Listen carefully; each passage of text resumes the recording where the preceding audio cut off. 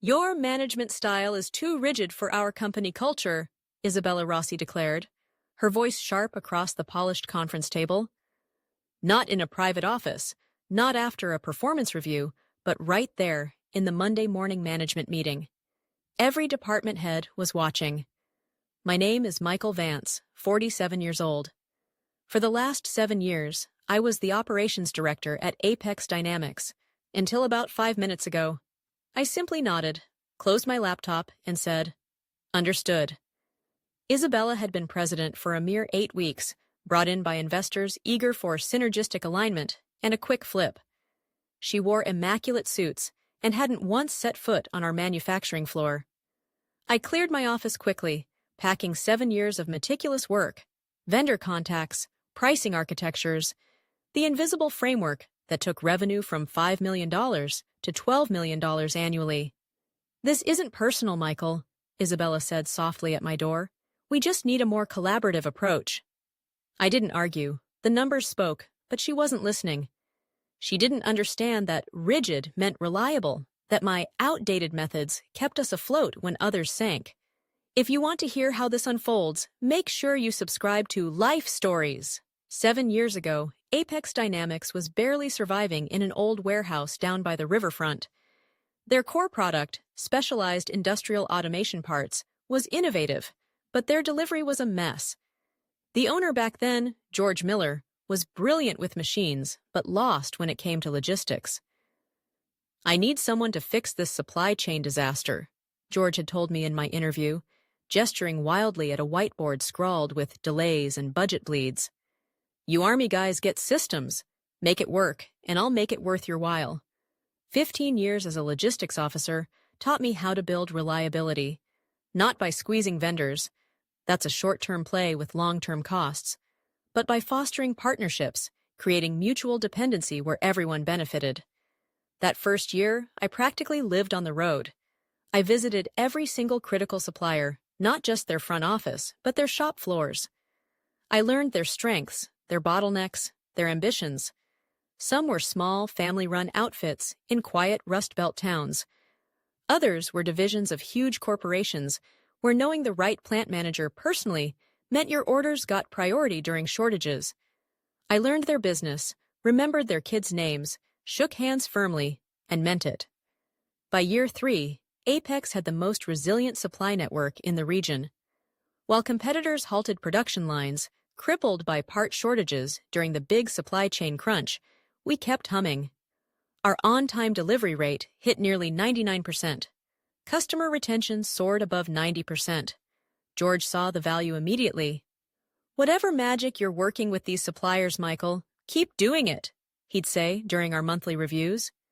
"Hiring you was the best investment I ever made." But George got tired. He sold the company last spring, wanting more time for fishing and grandkids. The investment group that took over immediately began professionalizing. Buzzwords, new software nobody needed, complex reporting structures, endless KPIs, and finally, Isabella Rossi. The first warning sign flashed during her second week. She canceled my quarterly supplier visit tour, deeming it an unnecessary T&E expense in our digital age. The second warning came in a strategy meeting when she casually dismissed my concerns about altering payment terms with key vendors we'd worked with for years. "They'll adapt," she stated confidently. "We're too big for them to lose." The third was overhearing her on a call, describing operations as stuck in the last century and needing fresh blood. I could have fought back harder maybe, tried to explain that our very success was built on the old-school trust and relationships she was so eager to dismantle. That our suppliers weren't just line items in a database, they were partners who helped us because they respected us, not just because a purchase order landed in their inbox. But I recognized the pattern.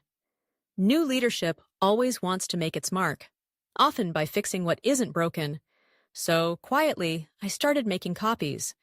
Contact lists, negotiation notes, backups of everything that made my system work.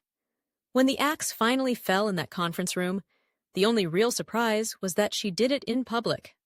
3 days after being shown the door, my phone rang. It was David Chen, chief engineer at Novatech Security, one of Apex's biggest clients. Michael? David here. Heard what went down. Their loss entirely. His voice was grim. Listen, are you free for lunch sometime soon? No big agenda, just catch up? We met at a downtown steakhouse. David, pushing 60, had the practical look of someone who'd spent years building things before management claimed him. So what's the plan for Michael Vance? He asked after we ordered. Taking a breather, I replied. Evaluating options. David nodded slowly. Heard anything from the old crew at Apex? Radio silence, I admitted. Doesn't surprise me, David sighed. Isabella Rossi is certainly making waves. Just announced a new mandatory vendor management portal yesterday. All suppliers have to use it now. He watched my reaction carefully.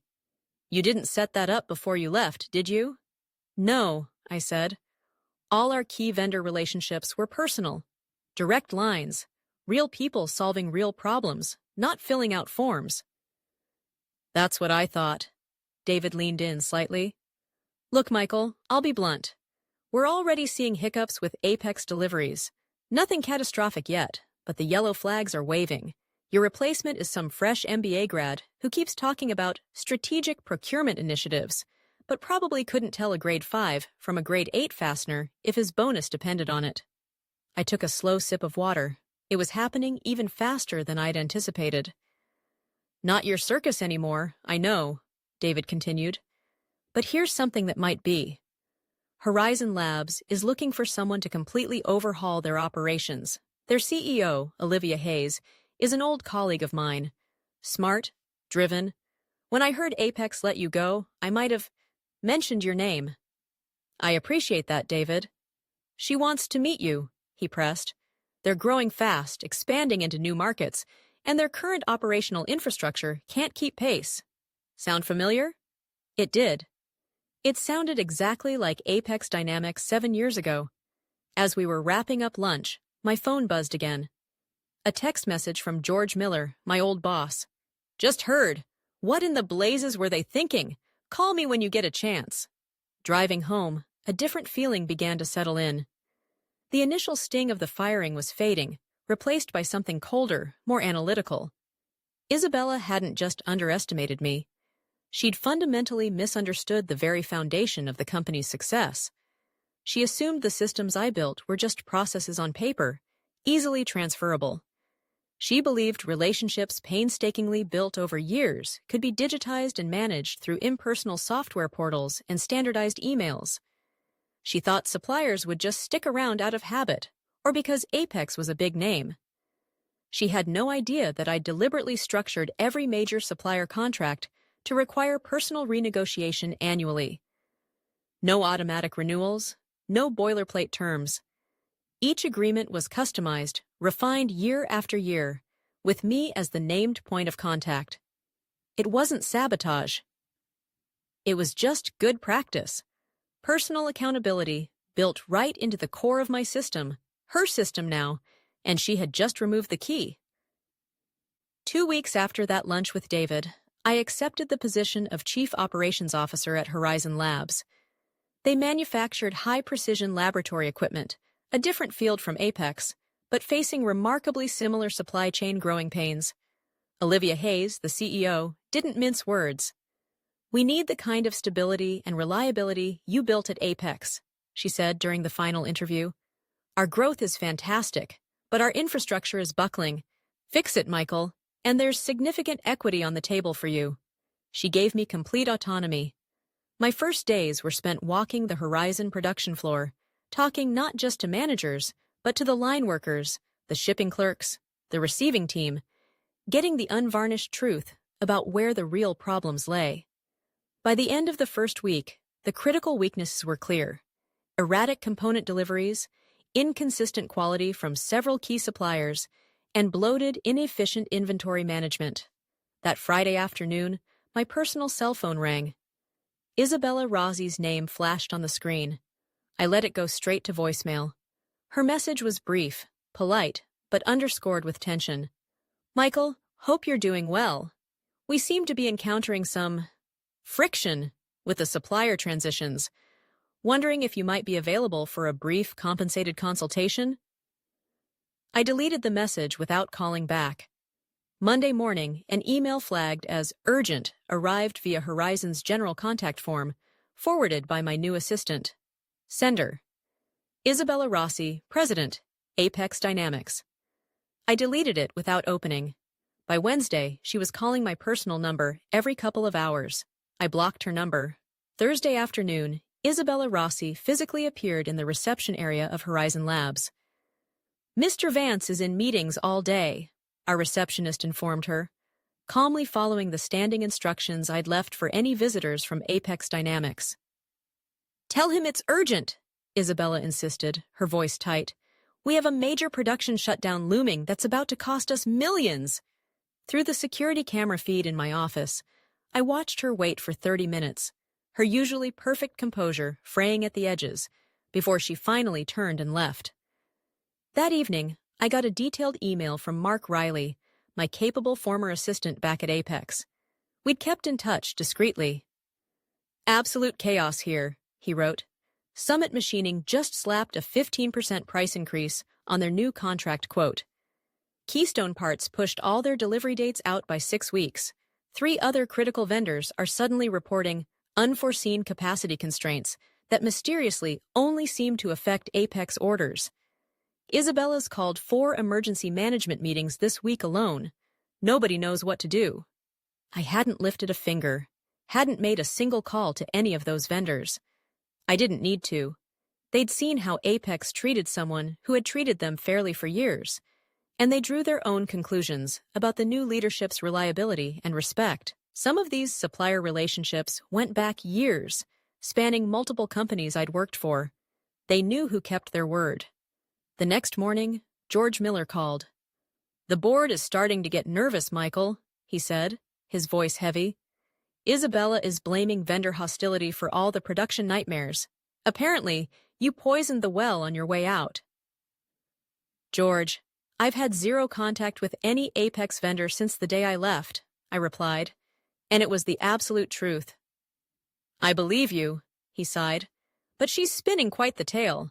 Convinced herself she's the victim. By the way, they officially lost the Sterling Corp contract yesterday. Couldn't guarantee delivery schedules for Q3. Sterling Corp, a client I had personally courted for 3 long years before they finally signed, one of Apex's crown jewels. "That's unfortunate," I said evenly. "But it's not my concern anymore." "Of course not," George agreed quickly. "Just thought you should know." A month into my tenure at Horizon Labs, I received a cryptic LinkedIn message from Sarah Jenkins, Apex Dynamics head of finance. We'd always had a good working relationship, both of us detail-oriented professionals who valued results over office politics.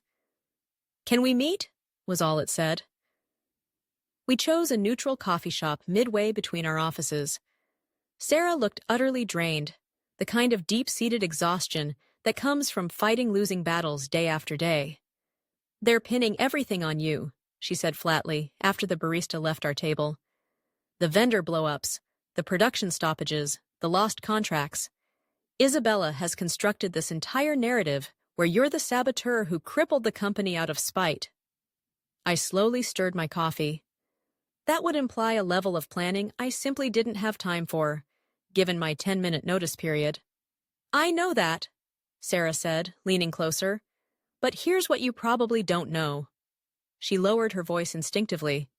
Isabella wasn't brought in just for synergistic alignment.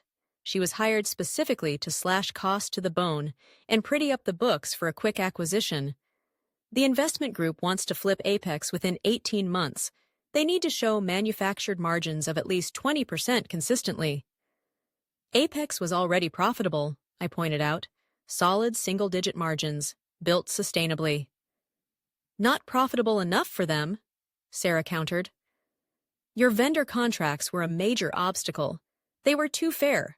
They protected both sides, ensured loyalty and reliability. That wasn't efficient enough." She pulled out a tablet and opened a spreadsheet, shielding the screen. "Look at these cost-cutting targets they handed down after you left. They need to squeeze another 12% out of the supply chain costs alone." I scanned the figures. It was impossible, not without completely gutting product quality. switching to unreliable overseas suppliers which would cause months of disruption, or simply defaulting on commitments, all of which would torch the company's reputation for dependability, its core selling point. There's more, Sarah continued grimly. Isabella didn't fire you because of your rigid leadership style. She fired you because you were the only person in senior management with the knowledge, the respect, and the backbone to stand up and say these targets were suicide. The rest of us? We were kept completely in the dark about the true plan until you were gone. So the public firing, I realized aloud, was a message, Sarah finished, a warning shot to anyone else thinking of pushing back. And believe me, it worked. Nobody dares question anything now. So why are you telling me this, Sarah? She closed the tablet, her decision made. Because I submitted my resignation yesterday, I can't be part of what they're doing, and... She hesitated. There's a board meeting next week. They're going to discuss emergency restructuring measures. That includes seriously considering shuttering the Port City facility entirely and moving all production to Mexico. 200 jobs, gone. George Miller still has a stake, I said. He wouldn't let that happen. They're pressuring George hard, Sarah replied, trying to force him to sell his remaining shares back to them at a lowball price, making it very unpleasant for him to hold out. I thanked Sarah for the information, walked her to her car, and then drove straight to George Miller's house on the outskirts of town. I found him in his garage, surrounded by the comforting smell of oil and metal, tinkering with a vintage motorcycle engine. They're planning to gut the company, George, I said without preamble, relaying everything Sarah had told me. George slowly put down his wrench and wiped his greasy hands on a rag. Yeah, I've been feeling the screws tighten, he admitted wearily. Bloodsuckers want my shares at 10% below market value, threatening legal nonsense if I don't comply. Don't sell to them, George. Easy for you to say, he grumbled. You're not getting threatening letters from their high-priced lawyers every other day. I leaned against his sturdy workbench. What if there was another way out? What if Horizon Labs acquired Apex Dynamics? George stopped wiping and just stared at me. Are you serious, Michael? Olivia Hayes needs to expand Horizon's manufacturing capacity quickly, I explained. Apex has the facility, the equipment, and despite the current chaos, skilled workers. Apex needs competent leadership that actually values what made it successful. It's a logical fit. Those investors, George mused, they wouldn't sell to you, Michael. Not after all this. Too much pride. Too much ego involved now. They might, I countered, if Apex was clearly circling the drain. If their only realistic path to recouping any of their investment was a quick fire sale to a qualified buyer. I met his gaze directly. How long? How long until the cash flow crisis becomes critical? George rubbed his chin, calculating. At the current burn rate, with contracts being lost and vendors tightening terms, 6 weeks, maybe 8 tops. And if a few more key suppliers continue to experience unforeseen capacity issues. If another major customer followed Sterling Corp out the door, a slow, understanding smile gradually spread across George's face. Michael Vance, he said, shaking his head. You are one calculating son of a gun. I'm not suggesting anything improper, George, I clarified quickly. I'm merely analyzing potential market conditions and strategic opportunities. Of course, George nodded, his eyes twinkling. Purely hypothetical. That night, I drafted a detailed memo to Olivia Hayes, outlining a potential acquisition opportunity, one that would instantly solve Horizon's capacity constraints, provide access to complementary product lines, and secure a skilled local workforce. Over the next month, my entire focus was on fortifying Horizon Labs. We implemented rigorous new inventory controls, redesigned production workflows for maximum efficiency, and established crystal-clear quality assurance standards across the board. Crucially, I began rebuilding their supplier network using the exact same principles that had served Apex so well for years. Forging personal connections, identifying mutual benefits, and always thinking long-term. Meanwhile, across town, Apex Dynamics continued its predictable downward spiral. It wasn't orchestrated. It was the natural consequence of Isabella's slash-and-burn tactics and her dismissive, software-driven approach to vendor management. 3 more mid-size clients suspended their orders this week, Mark Riley texted me discreetly. Production's barely hitting 40% capacity. They started the first round of layoffs yesterday in assembly. I forwarded each grim update to Olivia Hayes, adding them to the growing file supporting the acquisition case. Her initial skepticism had evaporated, replaced by a keen interest as the strategic and financial advantages became undeniable. "If we're going to make a move, Michael, it needs to be soon," she replied after the layoff news, "before there's nothing left of value to acquire." The following Friday afternoon, I had an unexpected visitor at Horizon. David Chen from Novatech Security showed up unannounced at reception. "Got time for a quick lunch?" he asked, bypassing my assistant. Over sandwiches at a nearby deli, he got straight to the point. "We're officially pulling all our business from Apex," he stated flatly. "Effective immediately. We just can't rely on them anymore. Too much disruption." "I'm sorry to hear that, David," I said, and I genuinely meant it. Despite everything, watching good people lose work due to incompetent leadership brought me no joy. "Which brings me to why I'm here," David continued. "We need a new primary supplier for those component lines. Someone stable, someone reliable, someone who can deliver without constant drama. Someone like Horizon Labs." I carefully set down my sandwich. "David, we don't currently manufacture those specific types of components." "But you could," David countered with a knowing smile. "With the right equipment, the right processes, the right leadership." "Hypothetically, yes," I conceded. "What if I told you," David leaned forward slightly, "that Novatech is prepared to sign a binding 3-year contract right now with significant minimum volume guarantees? Guarantees substantial enough to easily justify Horizon setting up an entirely new production line?" This was more than just a potential new customer for Horizon. This was the final piece of leverage. A guaranteed high-volume anchor client would make Apex's physical assets and skilled workforce exponentially more valuable and strategically vital to us. "I'll need to discuss this with Olivia immediately," I said, keeping my voice steady. "But it's extremely interesting." When I presented the Novatech proposal to Olivia that afternoon, alongside the latest dismal updates on Apex's accelerating decline, she didn't hesitate. "Make them an offer, Michael," she authorized. "A fair one, but don't overpay given their situation. And do it through George Miller first. Let him test the waters, gauge their desperation level, before we reveal our full hand." I called George that evening, outlining the strategy. He would approach Isabella's investment group not as my ally, but as a concerned former owner and minority shareholder who had found a potential lifeline, a discreet, interested buyer willing to acquire Apex quickly at a reduced, but still tangible price, saving them from total loss. "Won't mention Horizon or you initially," George confirmed readily. "Just see how desperate they really are." "Perfect," I said. 3 days later, George called back, sounding surprised. "They bit, Michael, harder and faster than I expected. They barely even negotiated on the initial price range I floated. They just want out before next quarter's disastrous financials become public." "Did they ask who the buyer was?" "Of course," George chuckled. "I told them it was a private manufacturing consortium looking to expand its footprint. Vague enough. They didn't push. They're too eager to stop the bleeding."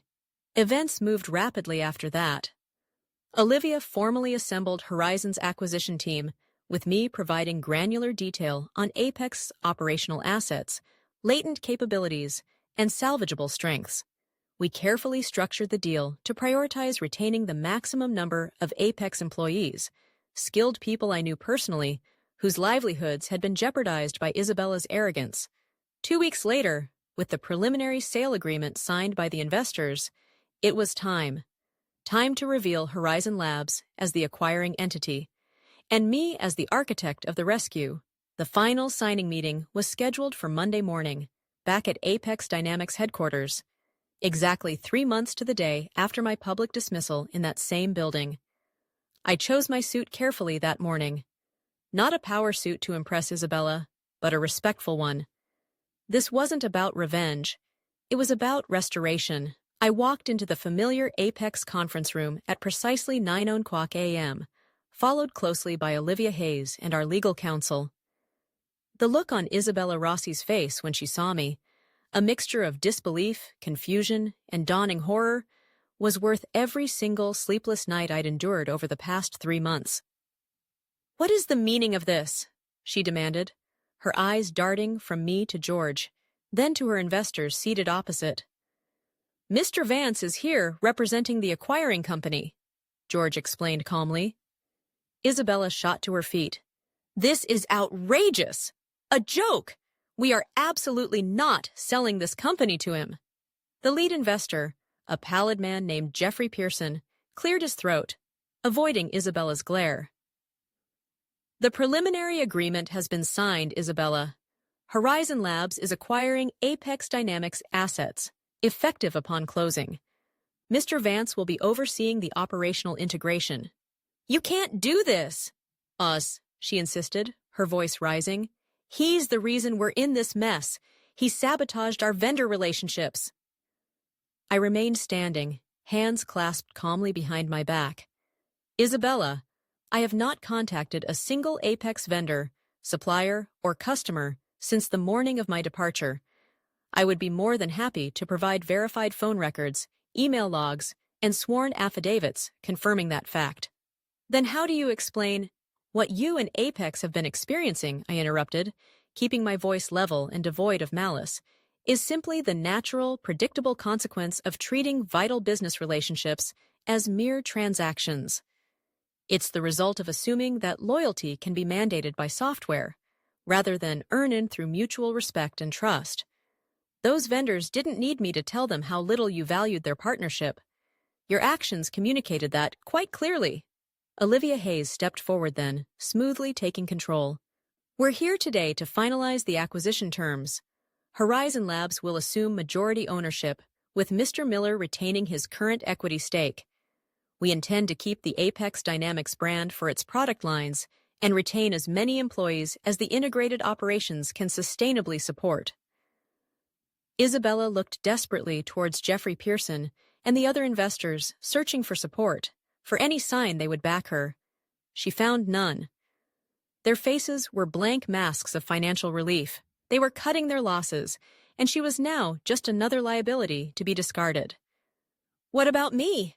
she finally asked, her voice barely a whisper. Olivia glanced briefly at me, then addressed Isabella directly. "Your services will not be required during the transition or thereafter." With visibly shaking hands, Isabella gathered her expensive leather portfolio. "You planned this," she accused me, her voice trembling with impotent rage. "Right from the start, you set me up." I slowly shook my head. "No, Isabella. You did that all by yourself.